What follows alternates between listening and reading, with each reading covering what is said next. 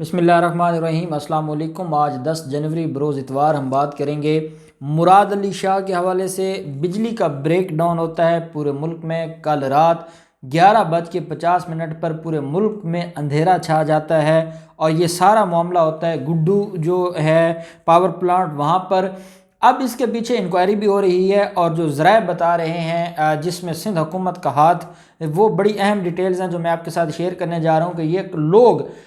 عمران خان کی دشمنی میں پوری قوم کے دشمن بن چکے ہیں اور یہ کسی حد تک بھی جا سکتے ہیں۔ اس کے اوپر ہم ڈیٹیل بات کریں گے۔ ساتھ ہم بات کریں گے حکومت نے آج پاور سیکٹر میں ایک نئی چیز متعارف کروائی ہے اور ایک نیا معاہدہ ہونے جا رہا ہے جو بڑا ہی پاکستان کے لیے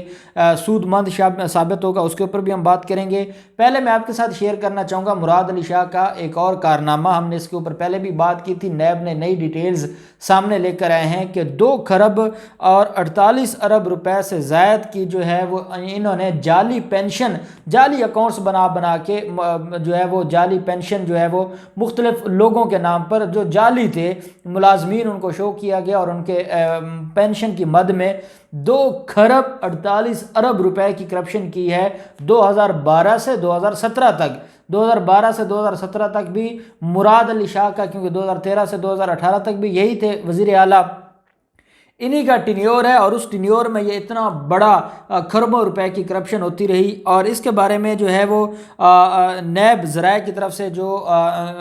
نیب کراچی کی طرف سے جو ڈیٹیل سامنے آئی ہیں، حکومتی فنڈ سے جعلی پینشن کے سب سے بڑے کرپشن سکینڈل کا یہ جو انکشاف ہوا ہے، اس میں یہ بتایا گیا ہے کہ جو سرکاری خزانے کو 2 کھرب 48 ارب روپے سے زائد کا نقصان پہنچا ہے۔ یہ کرپشن 2012 سے 2017 کے دوران کی گئی ہے۔ نیب کراچی نے جامشورو، دادو، جوہی، خیرپور، نتن شاہ کے 60 افراد کو کال کی ہے اور ان کو نوٹسز جاری کر دیے ہیں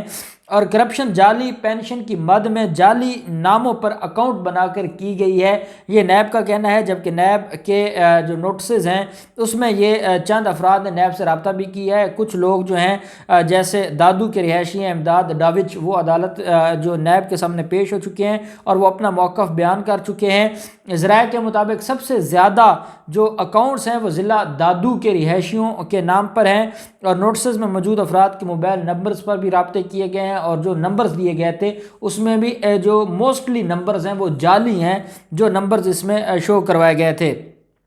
نیب ذرائع کا کہنا ہے کہ ملزمان پر الزام یہ ہے کہ انہوں نے فیک اکاؤنٹس کے ذریعے پینشن وصول کر کے اربوں روپے کی کرپشن کی ہے۔ اور یہ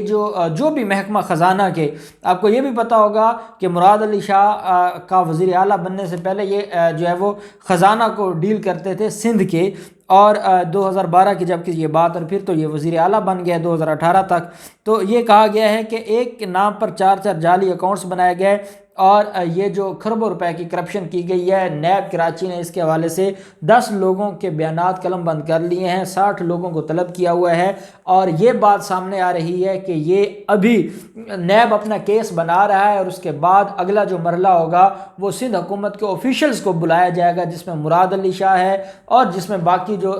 سندھ حکومت کے بڑے، جس حکومت کے وزیر اینٹی کرپشن میں ملوث پائے جائیں اور نیب ان کو جو ہے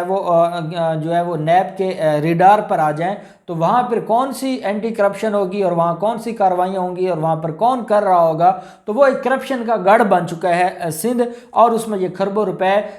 جو حکومتی چھتری ہے اس کے نیچے کی جاتی رہی اور ان لوگوں کے اندر شرم و حیا نامی کوئی چیز نہیں ہے۔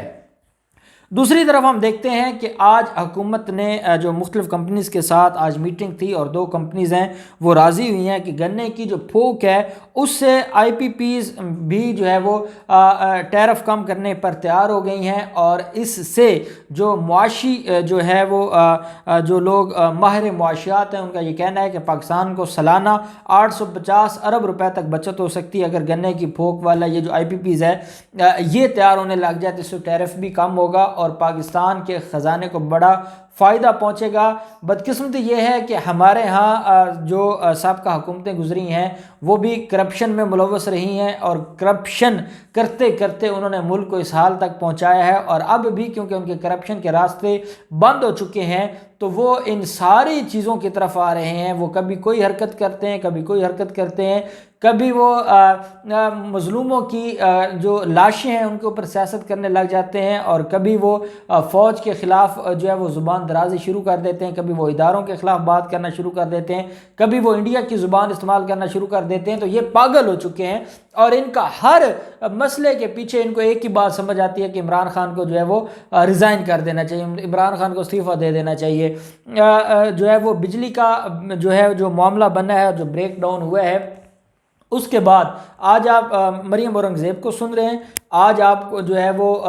دوسری طرف آپ دیکھتے ہیں احسن اقبال کو سن لیں، وہ سارے کے سارے لوگ ایک ہی بات کیے جا رہے ہیں کہ جناب ان کو گھر جانا چاہیے، ریاست کو حکومت کو گھر جانا چاہیے، حکومت ناکام ہو چکی ہے، وزیر اعظم کو جو ہے وہ ریزائن کر دینا چاہیے۔ ادھر مولانا عبدالغفور حیدری ہیں، مولانا فضل الرحمان کی جماعت کے، وہ بھی ایک ہی رٹ انہوں نے صبح سے لگائی ہوئی ہے، وزیر اعظم کو استعفیٰ دے دینا چاہیے۔ بس ہر مسئلے کا حل جو ہے وہ وزیر اعظم کا استعفیٰ ہے،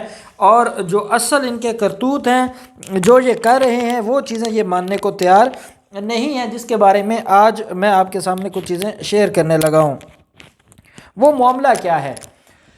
معاملہ یہ ہے کہ جو سندھ حکومت ہے اور سندھ کے جو معاملات ہیں وہ آپ کے سامنے ہیں، اور سندھ حکومت کی جو کارکردگی ہے وہ آپ کے سامنے ہے۔ جو ہے وہ ایک بہت بڑا بجلی کا بریک ڈاؤن ہوتا ہے، اور اس بریک ڈاؤن کی وجہ سے پورا ملک جو ہے وہ اندھیروں میں چلا جاتا ہے۔ یہ رات 11:50 پر یہ واقعہ ہوتا ہے۔ اس سے پہلے ایک دفعہ یہ معاملہ ہوا تھا 2015 میں بلوچستان میں، اور تب یہ جو معاملہ ہے یہ جو ہے وہاں پر دہشت گردی کا حملہ ہوا تھا، اور دہشت گردوں نے اس کو جو ہے وہ پاور پلانٹ کو اڑا دیا تھا، اور 2015 کے بعد اب یہ معاملہ ہوا ہے، اور اس طرح کا ہسٹری میں نہیں ہوا کہ پورے ملک میں بجلی چلی جائے یا اندھیرا ہو جائے۔ اب ایک بات آپ یاد رکھیں کہ پاکستان کا جو سب سے بڑا جو پاور پلانٹ ہے، جو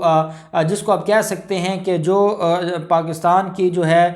جو پاور سیکٹر ہے، اس کا جو گڑھ ہے وہ دادو ہے۔ اب دادو کے بارے میں جو ہے وہ یہ کہا جاتا ہے کہ دادو کا جو پاور پلانٹ ہے اس میں یہ جو ہے وہ مین لائن ہے، اور وہ ٹرپ ہوئی ہے دادو کی۔ اس کے بارے میں جو لوگ اس معاملے کو سمجھتے ہیں، جو پاور سیکٹر کو، ان کا یہ کہنا ہے کہ 500 kV کی جو مین لائن ہے اس میں اگر تکنیکی خرابی آ جائے تو اس کے بعد جب ترسیلی لائن میں خرابی آ جاتی ہے تو تمام پاور پلانٹس جو ہے وہ ٹرپ ہو جاتے ہیں۔ اگر گڈو کا جو 500 kV کی جو مین لائن ہے وہ ٹرپ کرتی ہے، یا اس میں کوئی ٹیکنیکل پرابلم آتی ہے، تو اس کی وجہ سے سارے جو پاور پلانٹس ہیں وہ ٹرپ ہو جاتے ہیں۔ اور فواد چودھری یہ بات کر چکے ہیں کہ اگر ایک پاور پلانٹ کو کوئی مسئلہ بنتا ہے اور وہ ایک پاور پلانٹ سے مراد گڈو کا ہے، تو کیونکہ یہ ایک دوسرے کے ساتھ کنیکٹڈ ہے تو پھر سارے پاور پلانٹس جو ہے وہ ٹرپ کر جاتے ہیں، اور یہ جو معاملہ ہے پھر یہ خرابی کی طرف چلا جاتا ہے۔ اب اس میں ہوا کیا ہے؟